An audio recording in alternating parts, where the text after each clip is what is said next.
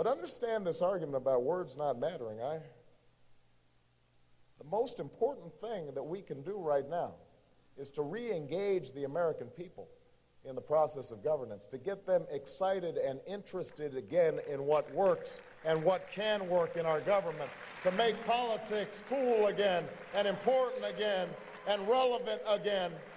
Don't tell me words don't matter. I have a dream, just words. We hold these truths to be self-evident, that all men are created equal, just words. We have nothing to fear but fear itself, just words, just speeches.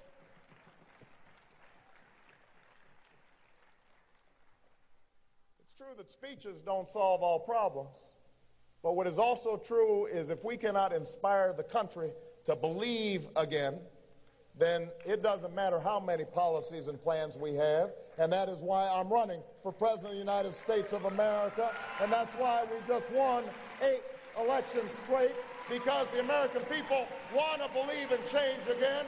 Don't tell me words don't matter.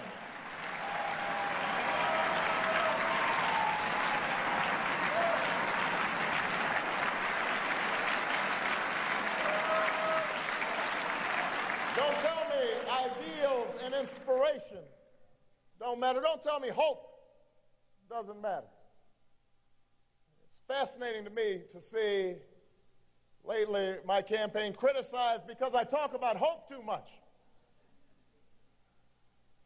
Oh, he's talking about hope again. He's so naive.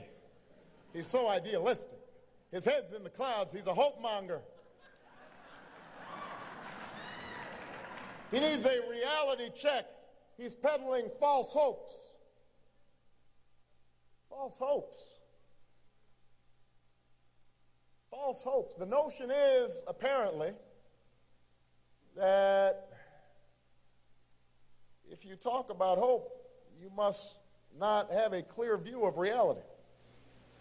That you must just be, going around happy as can be, ignorant of those mean Republicans out there, all the barriers that stand in your way. Listen, it's true I talk about hope a lot. I talk about hope because it's very unlikely that I'm standing on this stage here tonight. I was born to a teenage mom. My father left when I was 2. I was raised by a single mother and my grandparents. They didn't have money and they didn't have wealth. They had no status.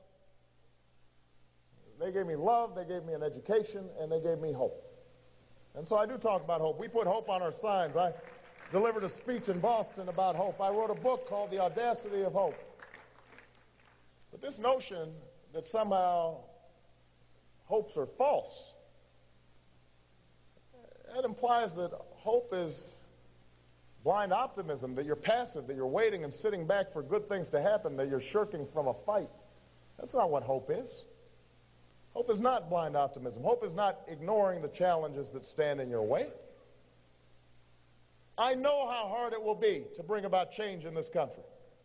I know how hard it's going to be to deliver on universal health care. If it was easy, it would have already been done. I know how difficult it will be to bring about a sensible energy policy in this country. ExxonMobil made $11 billion this past quarter. They don't want to give up their profits easily. I know how hard it will be to alleviate poverty in places like inner city Milwaukee or the south side of Chicago. That poverty is built up over generations, over centuries. Same thing in the reservations. There's a long history there that we've never fully accounted for. I know how hard it will be to fix our schools because it's not just a function of money. It is a function of changing attitudes.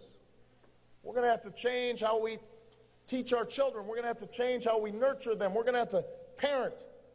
And changing culture is a hard thing. I know because I have fought on the streets as an organizer. I have fought in the courts as a civil rights attorney. I have fought in the legislature, and I've won some good fights. But I've also lost some fights because I know good intentions are not enough when not fortified with political will and political power. I've seen how politics can be used to make us afraid of each other. and how we turn on each other, how fear can cloud our judgment. And suddenly we start scapegoating gay people or immigrants or people who don't look like us or Muslims because our own lives aren't going well. I know how hard change is. But Democrats, I also know this. That nothing in this country worthwhile has ever happened except somebody somewhere was willing to hope. That's how this country was founded, by that greatest generation, by that group of patriots that declared independence against the mighty British Empire. Nobody gave them a chance. That's how slaves and abolitionists resisted that wicked system, and how a new president charted a course to ensure this country would not remain half slave and half free. That is how the greatest generation, my grandparents' generation, my grandfather fighting in World War II, my grandmother staying behind with a baby working on a bomber assembly line, how that greatest generation defeated Hitler and lifted itself up out of a Great Depression. That's how we populated the West, pioneers with great courage but also hope. That's how immigrants came from distant shores, uncertain about what they would find when they arrived, but knowing they wanted a better life for their children. That is how workers won the right to organize against violence and intimidation. That's how women won the right to vote. That's how young people traveled south to march and to sit in and to be beaten, and some went to jail, and some died for freedom's cause.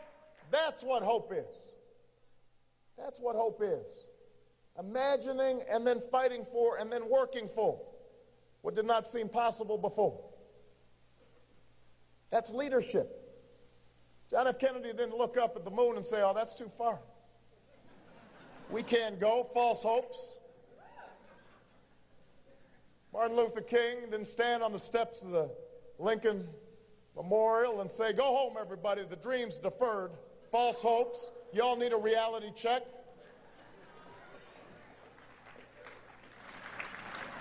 There is a moment in the life of every generation when that spirit of hopefulness has to come through if we are to make our mark on history. When we cast aside the fear and the doubt and the cynicism, and we stop settling for what the cynics tell us we have to settle for, when we join together and we decide that we are going to roll up our sleeves and we are going to remake this country block by block, neighborhood by neighborhood, county by county, state by state, when we decide in our guts, when we are determined that our children and grandchildren deserve the same chances somebody gave us, when we make a determination and we are willing to fight on the basis of the conviction that we are going to keep the dream alive for those who still yearn for justice and still thirst for opportunity. And Democrats, this is our moment. This is our time.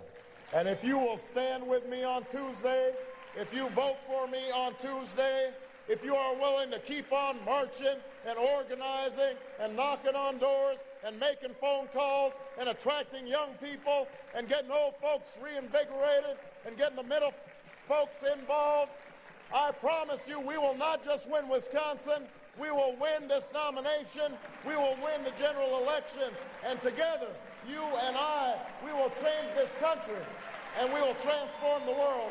Thank you, Wisconsin. I love you.